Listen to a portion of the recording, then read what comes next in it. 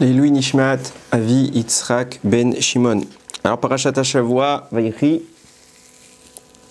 Alors, on est au dernier livre de Bereshit et il se conclut par la vie du dernier des trois Avot, Yaakov Avinu, qui maintenant termine sa vie en Égypte. Il a passé là-bas 17 ans.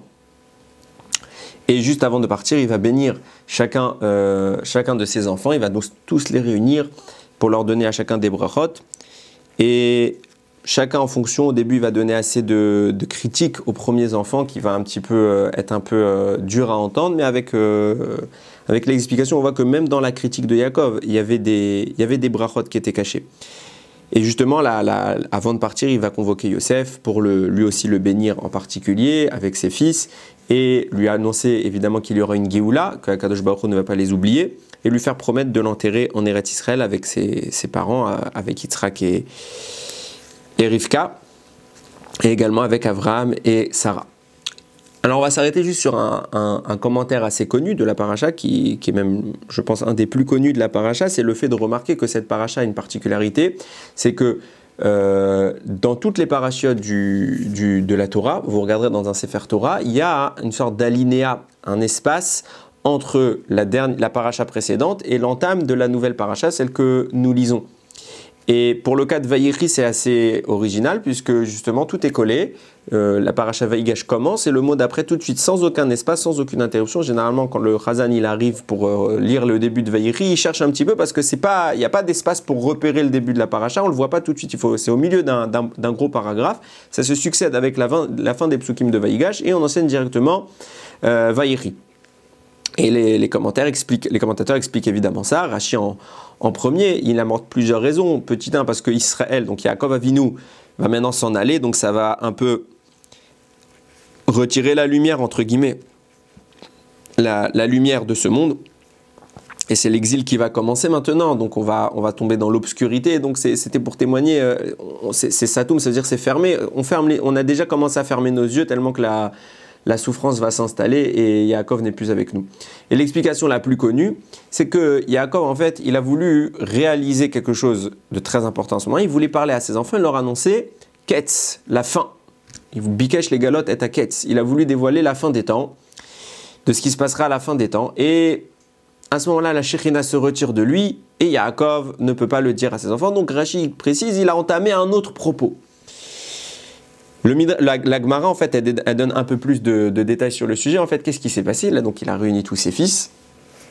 Et il a voulu, justement, il a voulu prophétiser la fin des temps. Et à ce moment-là, la Shekhinah se retire. Et Yaakov Avinu commence à faire un cheshbon, une réflexion. Il se dit, peut-être que dans ma descendance, il y a un enfant qui n'est pas cachère. De même qu'Avraham, il a eu Ishmael. De même que Yitzhak, il a eu Esav. Peut-être que moi aussi, j'ai un enfant qui n'est pas cachère parmi vous, parmi les 12 fils qu'il a eu. Et que sa présence, elle empêche la Shekhinah de se dévoiler à moi. Et je ne peux plus dévoiler la fin des temps. Et à ce moment-là, tous les fils lui répondent, Shema Israël, Hachem Elokeinu, Hachem Echad. Écoute Israël, Hachem est notre Dieu, Hachem est un. De même il n'est qu'un Dieu pour toi, il n'y a que Akadosh Baruch Hu dans ton cœur. De même, dans notre cœur à nous, il n'y a que Akadosh Baruch Hu, En On Milvado, il n'y a rien d'autre que lui. Et donc, ils ont soulagé quelque part Yaakov, ils l'ont rassuré de voir qu'ils n'étaient pas des Réchaïm, qu'ils étaient eux aussi des Tzadikim, mais que ce n'est pas pour cette raison que la Shekhinah s'est enfuie et qu'elle n'a pas voulu lui dévoiler elle n'a pas voulu qu'il dévoile la fin des temps. Alors, en réponse à ça, il a dit Baruch Shem Kevod, Malchuto, Leolam Vaed, donc la fameuse phrase qu'on redit dans le Shema Israël. C'est intéressant ce passage, il est très commenté. Je ne vais pas vous cacher qu'il y a énormément de versions de ce qu'on va évoquer maintenant. Il y a beaucoup d'analyses. Baruch Hashem, il ne manque pas de commentaires sur le sujet. On va essayer d'apporter peut-être une vision un peu nouvelle. Il y a écrit dans Rabbeinu Bechaye, il explique un peu ce passage. Il dit Yaakov, il a commencé à scruter le nom de ses enfants. Reuven, Shimon, Lévi, Issachar, Zevulun, qui tu veux. Il a regardé tout le monde. Et il n'a pas trouvé 2 lettres. Il y a 2 lettres dans les noms de chacun qui sont absentes. La lettre Ret et la lettre Tet. Aucun des enfants ne dispose de cette lettre. Et ça fait quoi? Yaakov, il est content quand il voit qu'il n'y a ni le Ret ni le Tet parce qu'ensemble, ces 2 lettres forment le mot Het, la faute. Donc il a dit, puisque le nom de mes enfants ne contient pas la faute, alors ils sont aptes à ce que je leur fasse le dévoilement de la fin des temps. Et justement, le dévoilement de la fin des temps, comme on dit, Bikesh les galotes, il a voulu dévoiler Et HaKetz. Ketz, c'est la fin. Il a voulu dévoiler Ketz, la fin. et ils regardent, ils commencent à se projeter pour leur donner l'information, et ils remarquent que non plus, dans leur nom, il n'y a ni le kouf, ni le tzadik. Donc il dit, il n'y a pas le mot kouf, il n'y a pas les lettres kouf et tzadik qui forment, elles, le mot ketz. Ce que je veux leur dévoiler n'est pas présent dans leur nom, donc je ne peux pas leur dévoiler. Ça veut dire qu'au final, ils sont inaptes à entendre ce que j'ai à leur dire. Alors évidemment, quand on lit ça, on se dit, bah, quel rapport? D'un côté, je veux bien que Yaakov suspecte la faute comme on l'avait expliqué, mais quel rapport entre la présence ou l'absence de lettres dans un nom pour déterminer si oui ou non la personne en question, elle est apte ou pas apte? Ça n'a rien à voir. Quand on a un nom, généralement, il fait pas toutes les lettres de l'alphabet, ok? Donc, il est impossible de présumer qu'on ait toutes les lettres présentes dans le nom. Alors, vous allez me dire, oui, il y a 12 enfants. Donc ça fait un cumul de pas mal de lettres. Ok, mais ça ne témoigne de rien. C'est pas parce qu'il n'y a pas telle ou telle lettre dans un nom que la personne, on peut l'accuser de quoi que ce soit ou au contraire la louer de quoi que ce soit en fonction de ça. Petit 1, c'est pas lui qui a choisi son nom. Petit 2, le nom est choisi avant que la personne agisse. Donc il n'y a aucun, mais vraiment aucun rapport entre l'absence ou la présence d'une lettre dans un nom et sa capacité à fauter. Alors qu'est-ce qu'il a voulu dire ici Yaakov? Et c'est ça qui va nous porter à réflexion. C'est que Yaakov, Ramim nous dévoile que le nom de la personne contient son essence. Il est directement en rapport avec sa neshama. Et quand Yaakov se met à scruter, il consulte chacun de ses enfants, il regarde leur nom. Qu'est-ce qu'il essaye de faire par là? Il essaye d'analyser au plus profond de leur âme, quelle est leur essence. Et Yaakov cherche. Et il ne trouve pas ni le chet, ni le tet. Il n'y a pas le cumul de ces deux lettres. Au fond il n'y a aucune trace de faute. Et puisque la faute est absence de l'origine même, de la substance de ces enfants, il se dit, ils sont réouïm, ils sont raoui, ils peuvent maintenant, ils sont aptes à ce que je leur parle de choses secrètes, que je leur informe des informations qui relèvent du ciel. Donc il se dit, je vais maintenant leur dire. Et il continue à scruter, et il voit l'absence du kouf et du tzadik. Et il se dit, puisque le mot ketz, qui corrobore, qui correspond au message que j'ai à leur transmettre, n'est pas présent dans le d'eux, alors je ne peux pas leur témoigner, ça signifie qu'ils ont une faute. Alors ça, c'est la manière dont a réfléchi Yaakov. Mais maintenant, nous, on va réfléchir sur sa réflexion. Ça veut dire quoi? Le texte de Rabbeinu Bechaye se contredit. D'un côté, il voit que ses enfants n'ont pas de faute. Donc, ils sont susceptibles de recevoir l'information qu'il a à leur donner, de recevoir le mot ketz. D'un autre côté, il voit que la Shekhinah se retire de lui quand il veut dire ketz. Il voit que le mot ketz n'est pas compatible avec ses enfants. Il ne dispose pas de ces lettres. Il ne dispose pas des énergies requises pour recevoir l'information.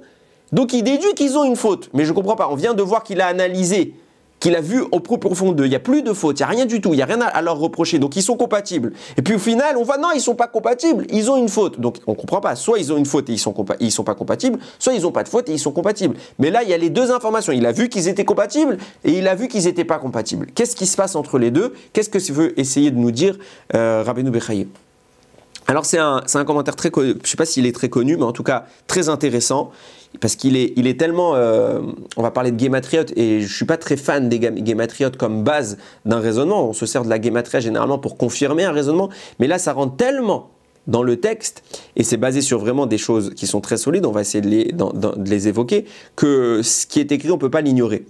C'est Rav Shimshon d'Ostropoli, un grand Mekoubal, un très grand Mekoubal qui a dévoilé énormément de choses dans les psukim. C'est très connu que quand Rav Shimshon y parle, il y a toujours quelque chose de passionnant parce qu'il va nous extraire des informations du pasouk que vraiment c'est pas stam, c'est pas facile on n'aurait pas deviné ça de façon hasardeuse. Non, c'est pas du hasard, ça rentre trop bien dans le texte pour que ce qu'ils disent soit faux.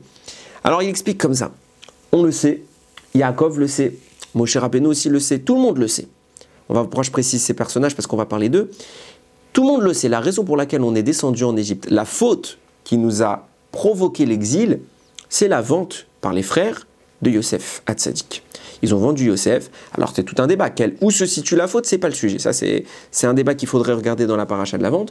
Mais là, en attendant, ça, c'est l'attitude que Akadosh Baruch Hu va punir au terme de tout l'exil. À cause de cette faute, on a été souffrir pendant toutes ces années en Égypte. Quand les frères vont faire la vente, Rachamim nous dit Rav Shimshon, et ce n'est pas le seul, c'est-à-dire, il n'a pas dit ça pour donner raison à ses calculs. C'est-à-dire c'est écrit dans tous les livres qui parlent de ce sujet, et on va voir que c'est corroboré par les psukim eux-mêmes.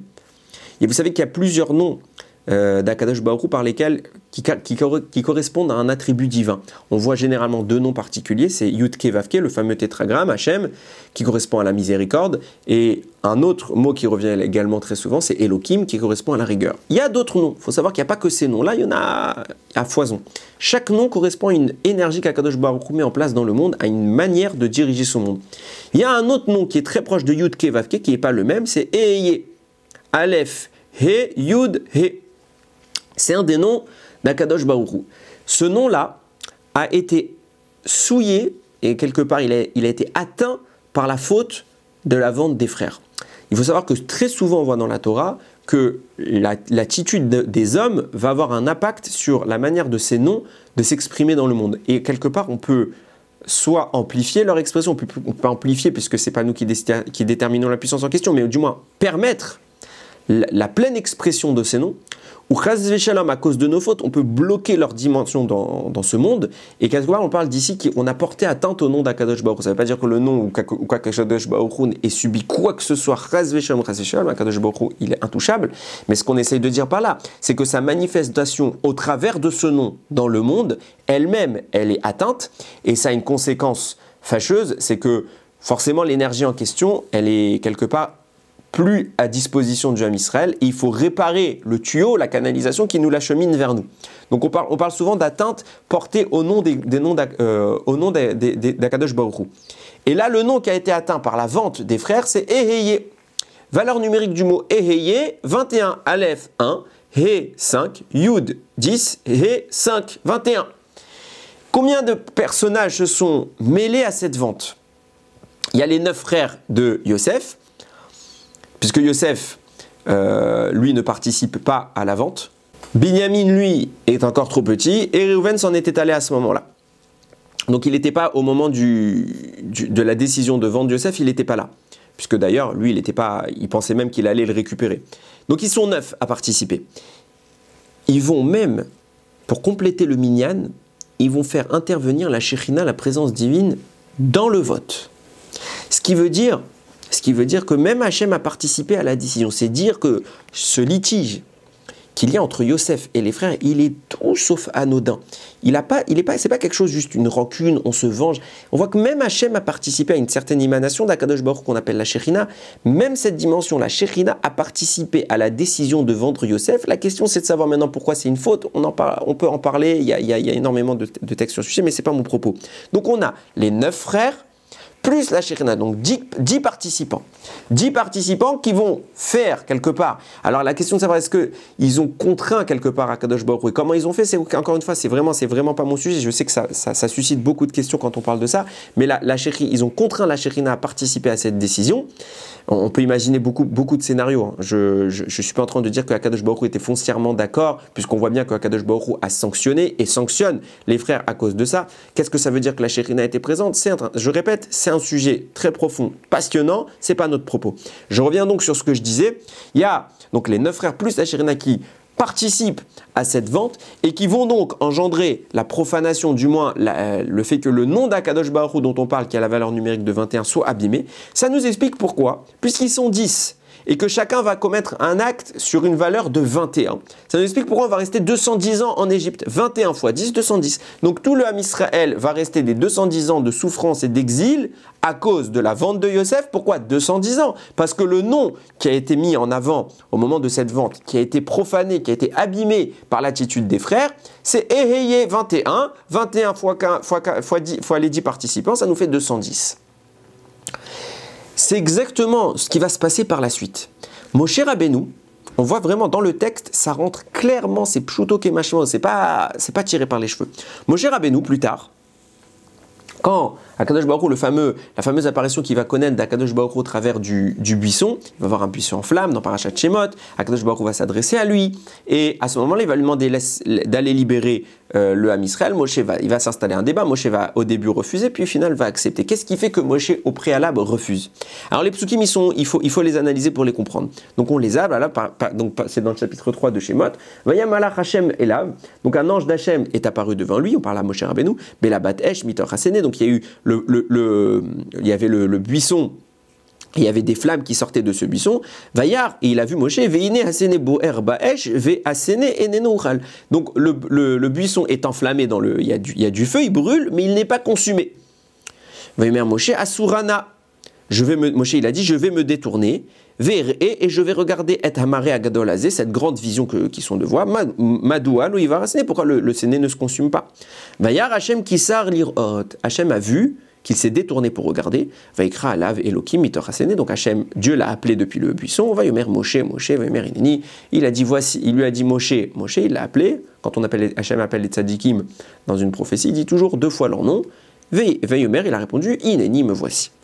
C'est intéressant dans l'analyse du pasouk, on voit que Moshe se détourne pour regarder, et on nous répète tout de suite après, Hashem a vu que Moshe se détournait pour regarder.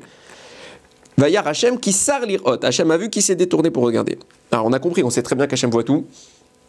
C'est écrit dans le pasouk d'avant que Moshe s'est détourné pour regarder. Donc on sait que Hashem l'a vu. Déjà Hashem, il n'y a pas besoin d'être là pour voir, il voit tout. Donc qu'est-ce que veut dire cette redondance? Qui sar lirot. Rav Shimshon de Stropoli nous explique. En réalité, Moshe Rabbeinu, il était au courant que la vente de Yosef avait eu lieu, comme tous les Bnei Israël, et il savait que c'était ça la cause de la descente du Ham Israël en Égypte.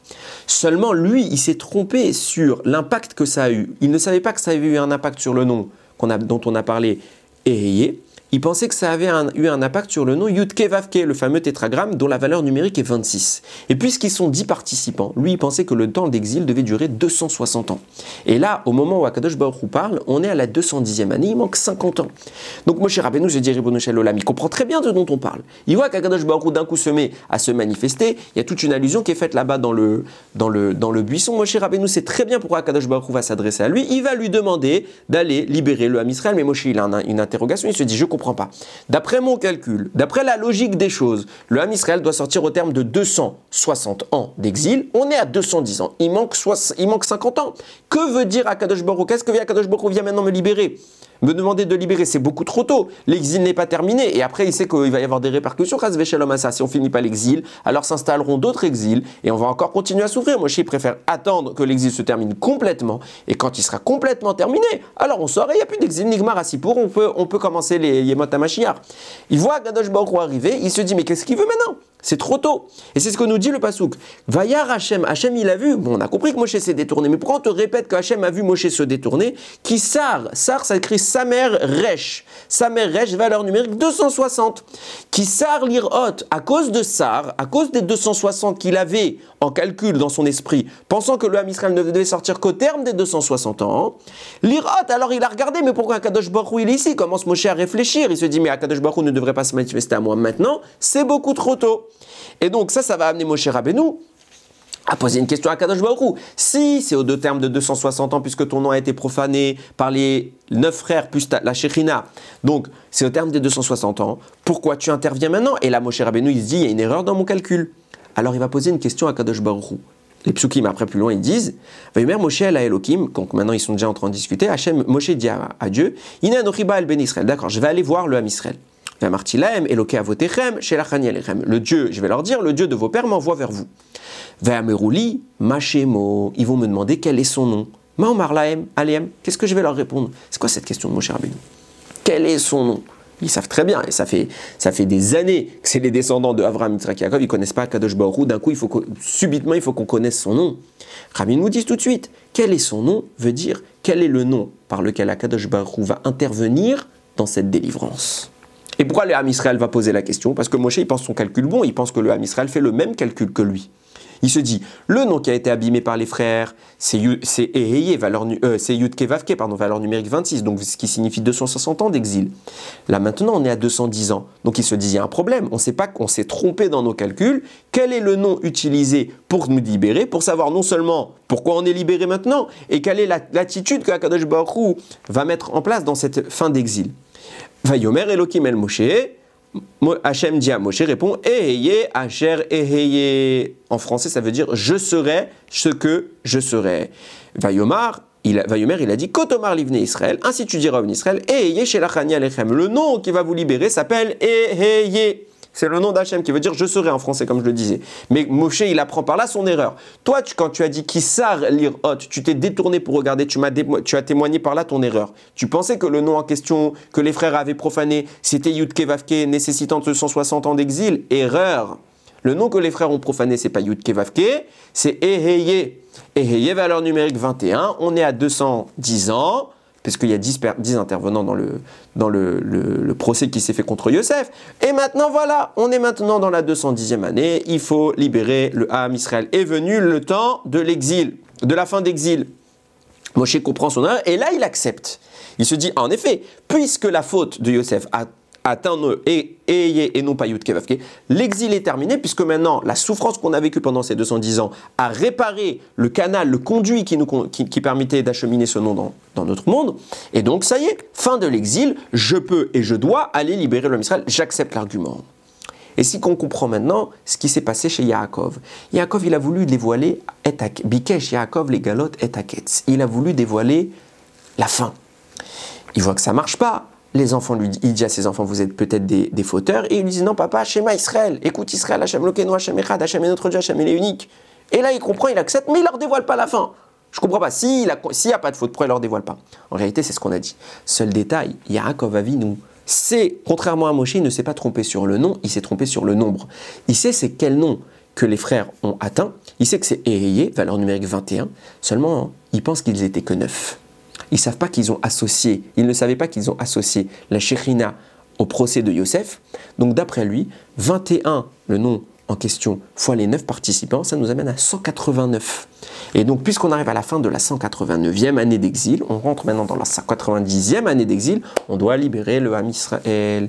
C'est pour ça que le Pasuk nous dit, enfin que Ramim nous dit, Bikesh Yaakov les galotes et Haketz. Yaakov a voulu dévoiler le mot Ketz. C'est quoi Ketz? Valeur numérique du mot Ketz, 190. Il aura voulu leur dire, puisque la faute que vous avez fait, elle a atteint le nom Eheye et que vous étiez 9. Alors la fin de votre exil, je vous annonce, c'est au bout de 190 ans. Le mot Ketz, 190, c'est lui qui vous est. C'est ça là ce qu'il a voulu leur dire Yaakov. C'est le mot Ketz, c'est pas une date. C'est le mot Ketz. Le mot Ketz, c'est la date que Yaakov a voulu leur dire. Et puisqu'ils ont atteint à un niveau de 189, quand on arrive à la 190e année, vous sortirez.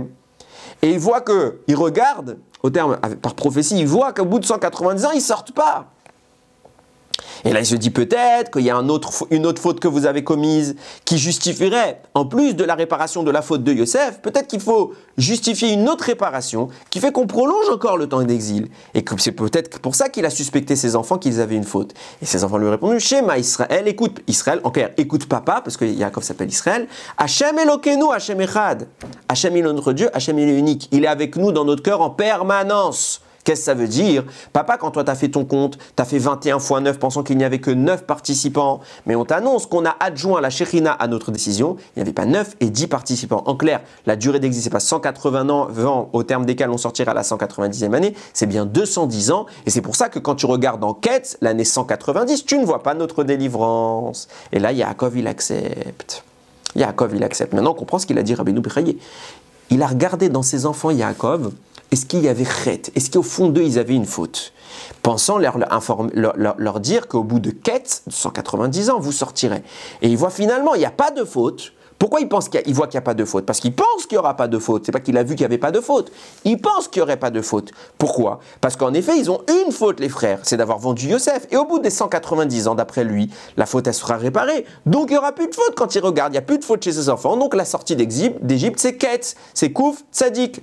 Et il voit que quoi? 190 ans. Il voit que quoi?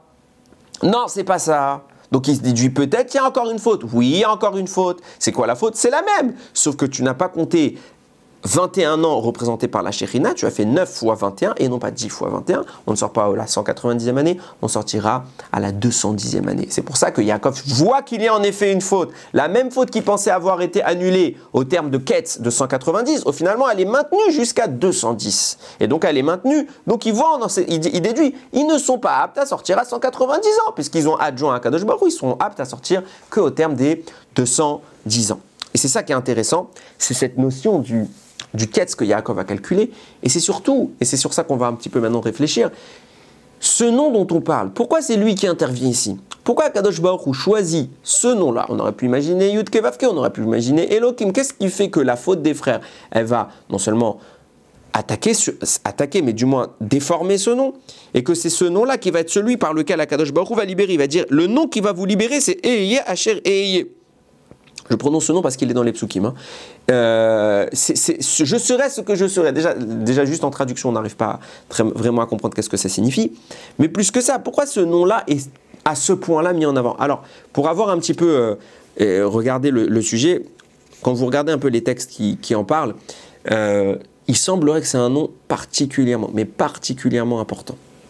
Alors, je ne vais pas évoquer ce sujet, tout simplement parce que je ne le maîtrise pas, mais c'est un nom qui, dans les sphères d'en haut, c'est extrêmement important. Il a un enjeu capital. Et nous, on va peut-être juste parler de l'enjeu, on ne va pas parler de son importance, comment ça se produit dans le ciel, parce qu'on ne comprend pas, mais on va vraiment parler de son enjeu. Pourquoi ce nom-là est choisi, quel est son impact, et quel est l'objectif d'Akadosh Baruch Hu lorsqu'il choisit. Par ailleurs, juste entre parenthèses, le Ben Yehoyada, sur Masechet Yoma, il rapporte un écrit du Chida, qui dit que ce nom-là, il est tellement puissant, parce qu'il y a écrit on va en parler tout de suite, il y a écrit dans la Gemara que le tampon d'Akadosh Baruch Hu, c'est le Emet, Aleph Mem Tav. Le tampon d'Hachem, le sceau divin, c'est Emet. Vient le Harizal et il nous dévoile pourquoi c'est Emet, c'est quoi le secret du Emet. Le mot Emet, il n'a rien de particulier, on l'emploie tous les jours, c'est pas un grand secret. Pourquoi c'est le mot Emet? Parce que Emet, valeur numérique 441. Et le nom dont on parle depuis tout à l'heure, Eheye, valeur numérique 21. Mais Hachem, quand il l'a formulé auprès de Moshe Rabbeinu, il a dit Eheye, Asher, Eheye. Donc, je serai ce que je serai. Donc, encore, il a pris 21 la première fois, et une autre dimension encore, qui s'appelle encore Eheye. Et nous dit le Harizal, le vrai secret de ce nom, c'est de prendre Eheye et de le multiplier par le deuxième Eheye. Donc, 21 fois 21, ça te fait 441. Et tu en arrives à la valeur de mot Emet. Et nous disent Rachamim, le tampon d'Akadosh Baruch Hu, quand on te dit que c'est le Emet, c'est ce nom-là, c'est un secret de la Torah, c'est un tampon, c'est le sceau divin. Le sceau divin. Quand le Chida nous dit ça, il explique par là, ce nom est tellement important, il est tellement puissant, que si tu es tahor, si tu es quelqu'un de pur, et que tu pries en utilisant ce nom, il n'y a pas un cas où tu ne seras pas exaucé. Un tzaddik qui n'a rien à se reprocher, c'est le problème, c'est que ça n'existe pas. Mais bon, enfin, peut-être que ça, il y a des tzaddikim, Baruch Hashem, mais c'est très compliqué d'atteindre ce niveau. Mais quelqu'un qui est en mesure d'employer ce nom avec pureté est garanti que quelle que soit sa demande, on ne parle pas d'une demande surnaturelle évidemment, mais quelle que soit sa tfila à Akadosh Baruch Hu l'entend et Akadosh Baruch Hu l'exauce. C'est pas juste qu'il l'entend, il exauce. C'est pour dire c'est son sceau. Ça veut dire de façon vraiment imagée. C'est comme si subitement tu devenais toi-même dépositaire de ce sceau, et quand tu as ce sceau, quand quelqu'un dispose du sceau du roi, alors il peut donner les mêmes ordres que le roi. Et puisque je peux donner les ordres comme étant le roi, puisque j'ai le sceau royal qui atteste que le roi est en accord avec ce que je fais, et bien les malachim ils exaucent. Donc si par exemple quelqu'un est pris pour la réfoua avec ce sceau-là en main, il va voir l'ange Raphaël, il lui dit voilà, donne la réfoua, je veux la réfoua, qu'Akadosh Baruch Hu, il envoie la réfoua à un tel personnage qui est malade, tout de suite Raphaël il voit le sceau d'Akadosh Baruch Hu, il est obligé d'aller. Mais pour utiliser ce nom, il faut être quelqu'un de particulièrement, je dis bien particulièrement, ne faites pas le test en disant ah ça n'a pas marché, il faut être tahor. Qu'est-ce que c'est qu'être tahor? C'est vraiment beaucoup de travail, n'est pas tahor qui le veut. Ok, mais c'est pour dire que ce nom-là, il est extrêmement puissant. Et moi, ma question maintenant, c'est de savoir dans les propos du Harizal, parce que c'est très facile en mathématiques d'obtenir une valeur en utilisant tout et n'importe quoi. Et c'est beaucoup de gens font ces critiques-là quand on fait des guématriotes. Ouais, il a pris tel chiffre, il l'a multiplié, il l'a élevé au carré, une fois il fait une addition, une fois il fait une soustraction, une fois il fait une multiplication, une fois il fait une division. Qu'est-ce qui fait que Bon, alors bien sûr, on comprend, c'est le Harizal qui le dévoile, donc on a une pleine confiance au Harizal. Mais pourquoi ce nom-là, il est si important, et pourquoi il s'exprime au travers de la multiplication qu'il a des deux fois, de la double répétition? Il y a Eheye, Asher, Eheye. Eheye, tu le prends, tu le multiplies avec le deuxième Eheye, ça te fait 441, ça te fait le mot Emet, et c'est un nom super fort, super magique, etc. Pourquoi on multiplie? Qu'est-ce que veut dire ici? Qu'est-ce que nous dit le Harizal? Qu'est-ce que ça signifie cette multiplication? Qu'est-ce que signifie Birlal, ce nom? En réalité, c'est ça qu'il faut comprendre. Une fois qu'on a compris ce nom, la multiplication, on va voir qu'elle découle d'elle-même. Alors, pour comprendre un petit peu, il y a un Rashi. justement sur le passage que Moshe Rabbeinu il va entendre de la bouche d'Akadosh Baruch quand il va lui demander quel est le nom par lequel tu veux que je donne comme information à Israël. Hachem va dire Eheye Asher Eheye, et Rashi va dire, tu leur diras Eheye, ça veut dire je suis, c'est un futur je serai, ce que je serai. Alors tu leur dis je serai avec eux, de même que j'étais avec eux dans cet exil, tu leur répètes Eheye, je serai avec eux dans les exils à venir. Moshe Rabbeinu il dit attends Akadosh Baruch, là ils sont déjà dans l'exil. On va leur annoncer la Géoula. Ok? Tu veux leur annoncer déjà un autre exil? Ça suffit pas là, ils n'ont pas assez de souffrance. Jamais lui dire, ah, d'accord, s'ils ne vont pas supporter, dis-leur que je serai avec eux. Ok? Mais sache que mon vrai nom, c'est je serai avec eux dans cet exil, de même que j'ai été avec eux dans cet exil, de même je serai avec eux dans les exils à venir. Là, il y a un non-sens. Il y a un non-sens. Et c'est intéressant de voir que Moshe ne réagit pas. Il y a un sens parce qu'Akadosh Baruch Hu est en train de dire que ce nom-là qu'il emploie maintenant est annonciateur bien évidemment de leur Géoula, de leur fin d'exil, de leur libération, mais il est également annonciateur des prochains exils. Donc, Moshe Rabbeinu réagit, il dit mais attends, ne leur dis pas les autres exils. Mais il y a un problème. Pourquoi il y a un problème? Parce que si tu me dis que maintenant on a réparé la faute de Yosef, alors il n'y a plus d'exil. Qu'est-ce que tu annonces d'autres exils? Il n'y a plus de faute, il n'y a plus d'exil. D'autant que, et c'est ça qui est très important de préciser, les autres exils viennent, Ramim précise bien, pourquoi sont venus les 4 autres exils? Et là on va voir tout le non-sens qui est flagrant avec tout le propos que j'ai depuis le début de ce Dvar Torah. Pourquoi sont venus les 4 autres exils? C'est parce qu'on n'a pas terminé l'exil d'Égypte. Et puisque nous n'avons pas terminé l'exil d'Égypte, Akadosh Baruch Hu, alors c'est le fameux Midrash, on était trop impurs, il nous a sortis plus tôt, il a précipité, et on le dit tout le temps dans la Haggadah de Pessah, on fait que de remercier Akadosh Baruch Hu, merci de nous avoir fait sortir d'Égypte un peu plus tôt, beaucoup plus tôt, t'as divisé notre temps de souffrance, Baruch Hashem, merci, on le loue pour ça.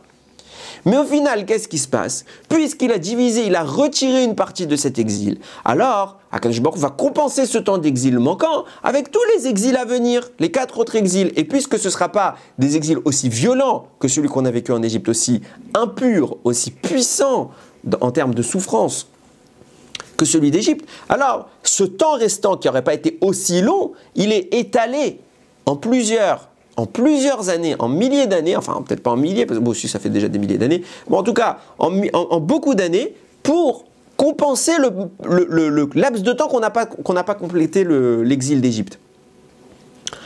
Donc d'un côté, on voit que l'exil d'Égypte n'est pas terminé, alors que nous, on évoque depuis le début qu'en final, l'Égypte c'est fini. L'Égypte provient de la faute de Yosef, on a réparé la faute de Yosef, c'était 210 ans. Alors finalement, Moshe il a raison. Quand Hachem lui fait l'argumentation, lui dire non, tu t'es trompé de nom, c'était pas 260 ans, c'est 210 ans.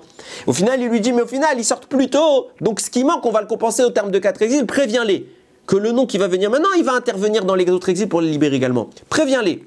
Mais je comprends pas. Tu viens de démontrer à Moshe pour le convaincre qu'au final l'exil était terminé. Tous nos calculs sont basés sur ça. Il est fini l'exil, il n'y a pas d'autre exil à venir. Donc pourquoi maintenant on nous annonce encore un autre exil? Alors la réponse elle se trouve justement dans l'annonce qui est la première fois qu'on a annoncé ces exils. Regardez, quand c'est écrit cette fois on parle d'Avraham. Quand je dis la première fois, c'est pas la première fois dans la Torah où il y a eu une allusion aux 4 exils du Ham Israël. Il y en a eu depuis les premiers psukim de Bereshit. Seulement, c'est la première fois que nous, en tant que Ham Israël, du moins nos ancêtres, on va être mis au courant. Donc le premier personnage qui va être mis au courant, c'est Avraham Avinu. Lorsqu'Akadosh Baruch Hu va faire l'alliance des morceaux Brit Ben Abetarim, là-bas il va faire l'allusion des 4 exils. Il y a écrit à ce moment-là, Vaïe Hashemesh Lavo. Donc le soleil il est en train de se coucher. Vetardeman a fait là à l'Avraham. Il y a une torpeur qui s'est emparée, qui est tombée sur Avraham Avinu. À l'époque, il s'appelait Avram. Veine Ema Chashech Gdola Nofelet Alav. Et voici qu'une Ema, c'est la terreur, l'angoisse, Chashecha, de l'obscurité, Gdola, grande, Nofelet, elle tombe, Alav sur lui. Vayomer le Avram, il a dit à Avram, Hachem, Yadoa Teda, sache, qui guerrier Zaracha Beretz Solaim, ta descendance sera étrangère sur une terre qui ne leur appartient pas, Vavadoum, ils vont être asservis, Veinu Otam, on va les opprimer, Arba Meot Shana, 400 ans.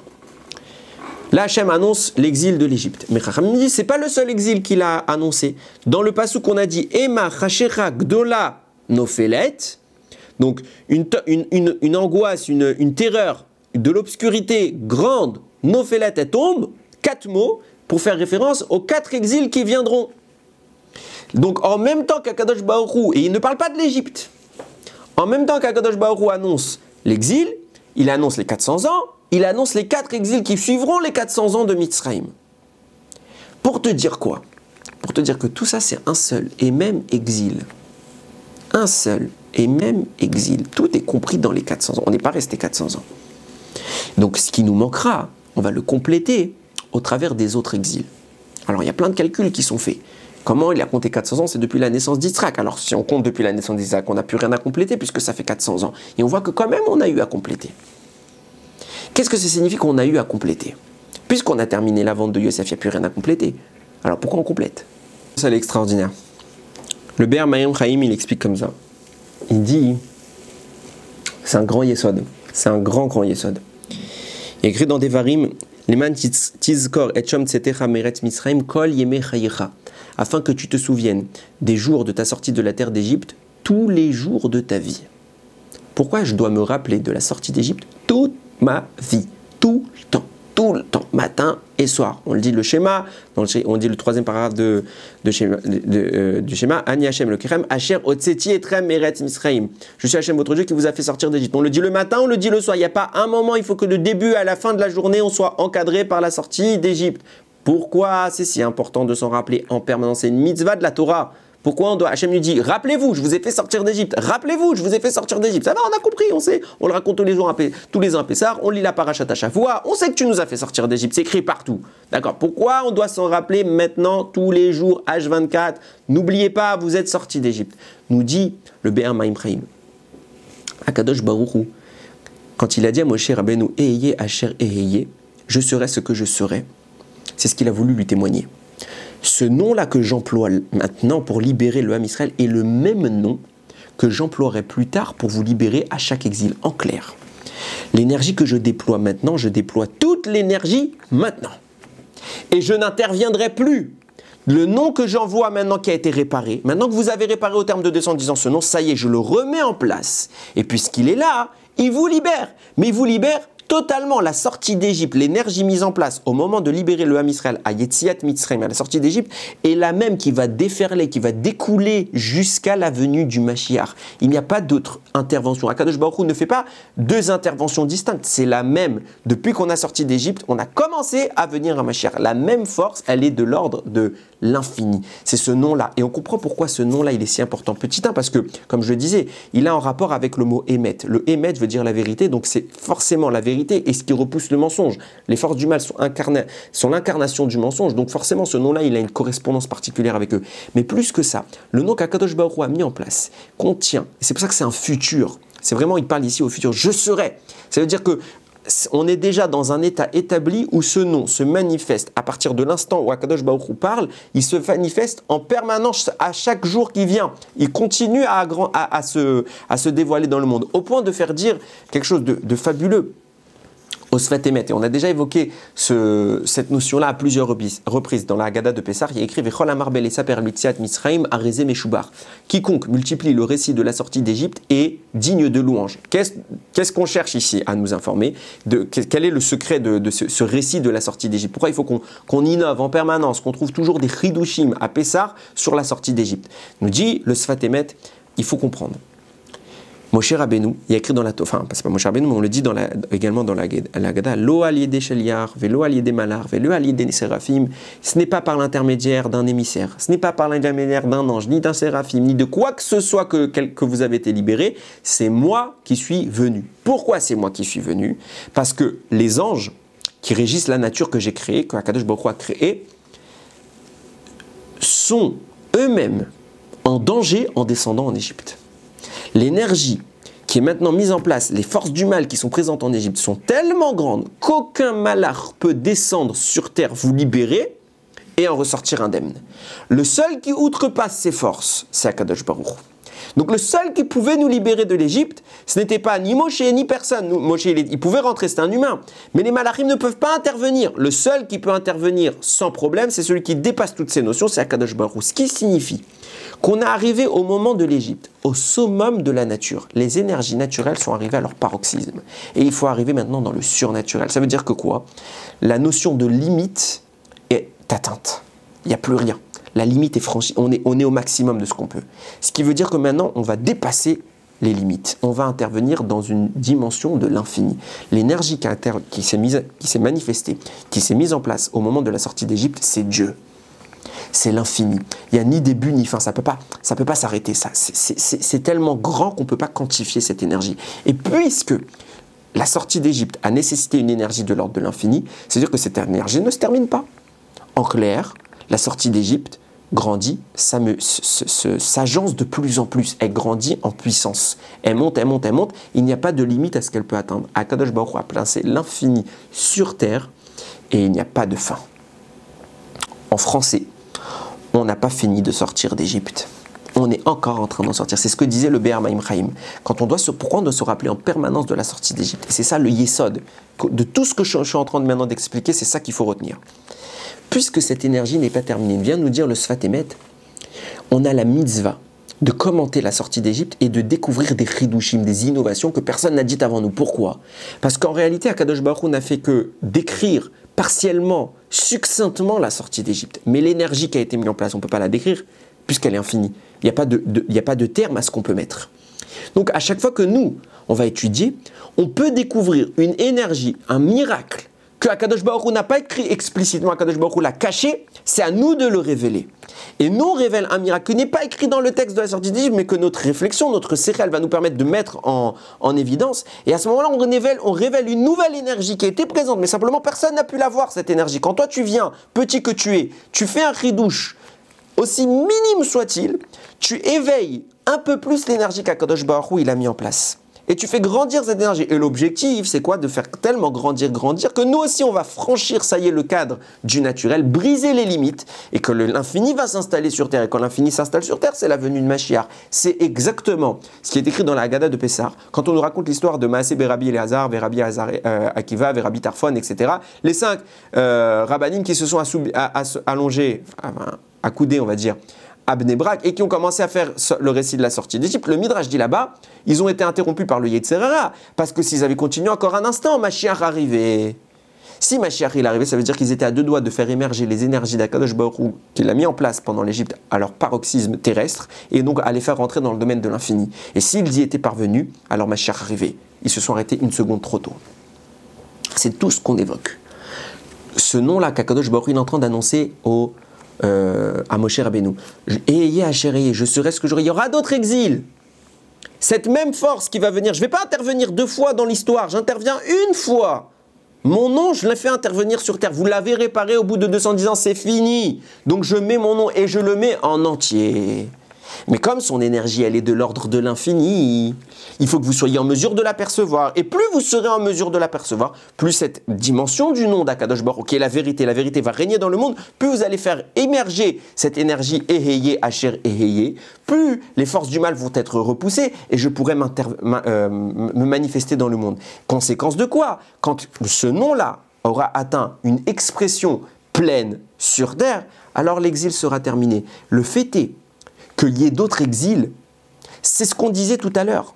Quand Akadosh Baruch Hu, il annonce à Abraham 4 exils, en même temps qu'il annonce 400 ans d'exil en Égypte, pourquoi il annonce 4 exils? C'est le même exil. Il n'y a pas d'autre exil. Il y a eu un exil et il n'y aura qu'un exil dans l'histoire. Seulement Akadosh Baruch Hu a commencé à nous en sortir. Mais il n'a pas terminé de nous en sortir. Pourquoi il a commencé? Il n'a pas terminé. Et c'est pour ça que Moshe s'est pas plaint. Akadosh Baruch Hu, quand il voit que la faute de Yosef est réparée et qu'il voit l'annonce d'autres exils, il se dit pas il y a un problème. Pourquoi il se dit pas qu'il y a un problème? Parce que c'est les mêmes exils. C'est le même exil. Alors qu'est-ce que Akadosh Baruch Hu vient faire? Il commence à nous libérer. Il nous dit Eheye. Et c'est ce qu'il a dit au Ham Israël. Il a dit dis-leur le premier Eheye au final. Ne leur dis pas les autres. Parce que Moshe, il a voulu amenuiser un petit peu, diminuer un petit peu cette information de peur que le Ham Israël fasse une crise cardiaque. Encore d'autres exils. Donc il a diminué un peu cette information. Dis-leur Eheye. Ça veut dire quoi? Il y a une double dimension dans le nom d'Akadosh Baruch Hu. Il y a Eheye et il y a un autre Eheye. C'est quoi le premier Eheye? C'est l'énergie qu'Akadosh Baruch Hu met sur terre. Cette énergie, elle est de l'ordre de l'infini et elle est indiscutable. Et quand cette énergie, elle est là, elle est totale. Akadosh Baruch Hu, il l'a mis entièrement. On a réparé. Il y avait la faute de Yosef la vente de Yosef qui avait empêché cette énergie de se manifester. Maintenant, c'est bon, le problème est résolu. La faute était réparée. On a fait redescendre le nom sur terre. Il est là. La force de la Géoula est là. Maintenant, le problème, c'est que comme cette énergie-là relève de l'infini, elle n'a rien à voir avec une dimension terrestre, alors le monde ne tolère pas cette énergie. Qu'est-ce qu'il faut faire? C'est à nous de révéler cette énergie. C'est pour ça que nous dit le Ber Maim Chaim Leman Tiskor Etchem etc. Meret Mitzrayim Kol Yemei Chayecha, tous les jours de ta vie, à chaque instant, rappelle-toi, tu es sorti d'Égypte. Pourquoi tu dois te rappeler à chaque instant que tu es sorti d'Égypte? Parce que c'est à toi de faire émerger l'énergie d'Akadosh Baruch Hu. Le deuxième Eheye, celui qui a annoncé les exils, fais-le briller, fais grâce à soi cette dimension, fais ta tâche du travail, fais ta partie du travail, fais émerger ce nom de façon terrestre. Dieu l'a fait émerger de façon céleste, il l'a placé sur terre, on ne le voit pas. Trouve-le. Trouve-le. Si par tes commentaires, par ta réflexion personnelle, tu arrives à voir Akadosh Baruch Hu partout, tu fais émerger la Géoula. C'était un exil. Akadosh Baruch Hu, c'est pour ça qu'il a annoncé à Abraham un exil et il a insinué 4 autres. De même qu'il a annoncé à Moshe Rabbeinu une délivrance et il en a insinué 4 autres. Pourquoi? Il n'a pas dit explicitement. Parce qu'il n'y en a qu'un. Les autres sont simplement la conséquence. C'est quoi cette conséquence? Pourquoi encore on doit être envoyé en exil? Parce que le premier exil n'étant pas terminé, ça veut dire quoi? Il n'est pas terminé. On a fini, on a réparé. Hachem, il a fait son travail, il a mis son nom sur terre. Ça y est, les forces, elles sont là. Vous avez les atouts, vous avez les armes, vous n'avez plus qu'à tirer. Le problème qui se passe, c'est qu'on n'arrive pas à tirer. On n'a pas réussi encore à tirer. Donc, alors, on a réussi à faire se dévoiler une partie, celle qui nous a libérés du pays de l'Égypte. Mais notre exil, qui avait été annoncé, le premier exil qui avait été annoncé à Abraham, on ne l'a pas complètement achevé. On n'a pas réussi complètement à en sortir. On est resté encore impacté par cet exil. Alors qu'on a l'arme, on a la puissance requise. Akadosh Baruch Hu nous l'a donné, on n'a plus qu'à s'en servir. C'est pour ça que nous dit le Ber Maim Chaim, les mêmes Tiskor Etchem etc. Meret Mitzrayim, Kol Yemei, toute ta vie, cherche, recherche. Comment Akadosh Baruch Hu intervient dans le monde? Comment il peut mettre en place la Géoula? Crois-y.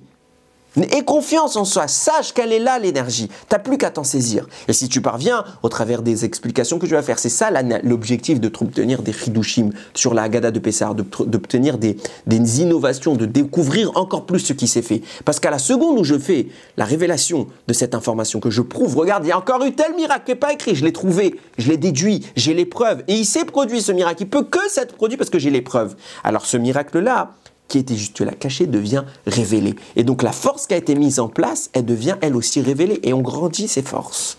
Et on va les faire grandir au point où plus on aura les informations, plus on a les forces. Jusque-là, on a réussi. On avait quoi comme information? On avait ce que la Torah nous a raconté. Donc on a réussi à sortir du pays d'Égypte. Mais il manquait encore un peu. Vous d'être complètement libéré de l'esclavage. Pourquoi on n'a pas réussi? Parce qu'on n'a pas assez scruté. Même au moment de l'Égypte, même au moment du Ham Israël à l'époque de Moshe Rabbeinu, on n'a pas assez scruté la démarche d'Akadosh Baruch Hu. Tous les miracles, les ramifications de tous les miracles, on ne les a pas toutes découvertes. Donc on n'a pas les armes pour complètement sortir. On n'avait qu'une partie des munitions. Donc on s'est servi d'une partie des munitions. On a fait une brèche dans l'exil pour un petit peu s'en échapper. Mais c'est qu'une brèche. On n'a pas détruit l'exil. Donc l'exil, il nous poursuit.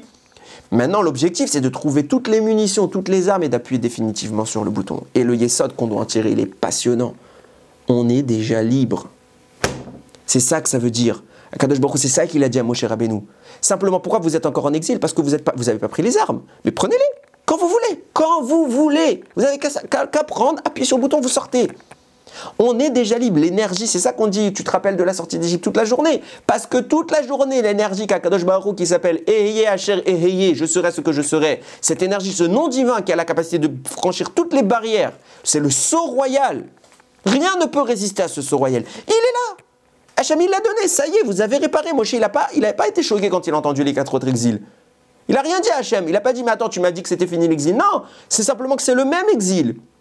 Mais on n'arrive pas à se servir du sceau du roi. Hachem, il t'a donné sa bague royale. Tu n'as plus qu'à t'en servir. Tu t'en sers, tu sors. Rien, je dis bien rien, n'a été créé au-dessus de Dieu. C'est pas possible. Donc toutes les forces du mal, elles sont soumises à Hachem. Si même les forces du mal, elles te voient avec ce sceau royal, avec la bague de Dieu, tu leur dis, moi, j'ai ça. Elles peuvent plus t'attaquer. T'as la bague, t'as juste à l'enfiler. Tu mets cette bague, on est libre. Tout est entre nos mains. C'est pour ça que nous disait le Harizal, on fait pas, on prend Keheye, le mot Eheye, et on le multiplie par lui-même, parce qu'il y a une double dimension dans ce nom. Il y a la dimension qu'Akadosh Baruch Hu a donnée, qui est intégrale. Mais il y a un problème, c'est que nous, on n'arrive pas encore à la percevoir complètement. Il y a une deuxième étape, il y a un deuxième Eheye. C'est celui que nous, on doit faire émerger sur terre. Hachem agit, et nous, on répond à son action. Eheye, Asher Eheye. C'est pour ça qu'Akadosh Baruch Hu le dit 2 fois. Il y a mon Eheye et il y a celui que vous êtes capable de voir. Quand vous serez capable de voir le vrai nom d'Akadosh Baruch Hu, à savoir de se saisir complètement de ces énergies de la Géoula, alors le nom atteindra son paroxysme. Et c'est pour ça qu'on parle pas, on parle d'une interaction. Il y a bien multiplication de la valeur. Il n'y a pas une simple addition. C'est pas je prends le nom d'Hachem et je prends un 2 et je le répète et je le fais la somme des deux. Aucun rapport. Simplement que je permets l'expression d'Hachem dans une double dimension. Dans sa dimension et sa réciproque qui est humaine. La dimension céleste, la dimension terrestre. Et là, on ne parle pas d'une simple addition. On parle de révéler une notion qui transcende la partie initiale. On parle d'une multiplication. On ne parle pas de simple augmentation de la valeur. On démultiplie l'énergie. Cette énergie, elle est là. Et notre action, elle est parallèle à cette énergie. Ce n'est pas juste 2 sommes complètement distinctes qu'on va maintenant mélanger en une seule. On parle vraiment d'interagir avec l'action d'Akadosh Baruch Hu et de la matérialiser sur Terre. Et c'est pour ça que c'est la multiplication qui intervient. Parce que la multiplication veut dire que on va parvenir, nous, en tant qu'êtres humains, à matérialiser une notion divine. Ce n'est pas simplement on va s'adjoindre à Hachem. Parce qu'en réalité, si je devais m'adjoindre à Hachem, ça voudrait dire que j'ai une part dans ça. Non, ma part, c'est simplement de faire émerger la sienne. Donc on parle d'une énergie qui, si je devais regarder que ma part, alors oui, je ferais plus. Je ferai une addition de la valeur que j'arrive à obtenir et je la doublerai. Je ferai celle-là plus celle-là, en effet. Mais là, on ne parle pas de ma part. La valeur que je vais obtenir, elle n'a rien à voir avec moi. Moi, je ne fais que dévoiler la chose. Et ce qui va être le résultat, quand moi je vais obtenir, sincèrement, c'est quoi? Je fais un ridouche sur la sortie d'Égypte. Ça n'a pas de grande valeur sur le plan concret. Je ne fais pas beaucoup de choses. Mais le résultat, il va être tellement grand qu'on parle d'une démultiplication. On ne parle pas d'une simple augmentation, on parle d'une démultiplication. C'est infiniment plus grand. C'est pour ça que Arizal te dit, tu prends le nom d'Hachem et tu prends une deuxième composante, c'est toi, et tu exprimes toi-même ce nom d'Hachem, tu les multiplies entre eux, tu obtiens le Hémet, le tampon du roi, le sceau royal. Et ce tampon-là brise toutes les forces du mal, brise toutes les frontières et il nous libère tout de suite. On est déjà libre. On est déjà libre. Rien que de penser à ça, c'est dire notre responsabilité quotidienne. On doit se rappeler de la sortie d'Égypte toute notre vie. On doit exprimer cette Géoula tout simplement. On doit tout simplement prendre les armes, prendre le sceau, enfiler cette bague qu'Akadosh Baruch Hu nous a transmise et on sort. Et on sort. Tout est entre nos mains. À chaque fois, on se demande pourquoi Mashiach n'est pas venu? Pourquoi est-ce qu'il tarde? Pourquoi? Parce que à cause de nous. C'est toi le problème. C'est nous. Il faut comprendre ça tous les jours. C'est nous le problème. La Géoula, elle est déjà là. Hachem, il a déjà tout fait. Il nous a déjà libérés. Dans la dimension qui est la sienne, on est libre. C'est nous qui n'arrivons pas à percevoir cette dimension et à vivre dans la liberté. Donc on se borne, on se bloque dans une dimension qui est restreinte, dans laquelle, oui, existe l'exil. Le premier exil qui n'est pas fini, tu veux pas sortir, ben tu es en exil.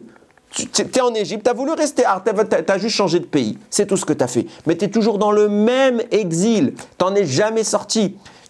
Tu pouvais, Hachem a dit qu'il nous faisait sortir, donc il nous a fait sortir de l'exil. C'est simplement que nous ne sommes pas sortis, il nous a ouvert la porte, on avait juste à passer. Et jusqu'à aujourd'hui, la porte elle est ouverte, on a juste à rentrer chez lui. Et on ne rentre pas. Pourquoi ma chère, il ne vient pas? Parce qu'on ne veut pas. On n'a plus qu'à sortir. On n'a plus qu'à sortir. Rabotaï, sortons. Qu'est-ce qu'on attend? Qu'est-ce qu'on attend? On a la possibilité d'étudier toute la vie. On a une vie entière pour étudier et on le passe avec des futilités. On passe notre temps à faire tout sauf qu'Akadosh Baruch Hu nous demande. Si on étudiait et qu'on révélait un peu cette énergie qui s'appelle Hachem, bah ça y est, on serait libre. Tout est entre nos mains. Alors Yiratzon qu'Akadosh Baruch Hu nous donne le koach, il nous donne la force de permanence, pouvoir toujours découvrir un peu plus qui il est, nous rapprocher de lui. Et plus on découvrira qui il est, plus son énergie qu'il a déterminée depuis la sortie d'Égypte, on va pouvoir la révéler, on va pouvoir arriver au Hémet, à son tampon, à son sceau royal. Et ce sceau-là nous ouvrira les portes de la Géoula très bientôt. Yiratzon Kadosh Baruch Hu, il nous donne ses forces, qui nous envoie Mashiach, et que Bimera Biyamenu, on revoit la construction du Beth Amikdash de façon définitive. Baruch Adonai Leolam. Amen ve Amen.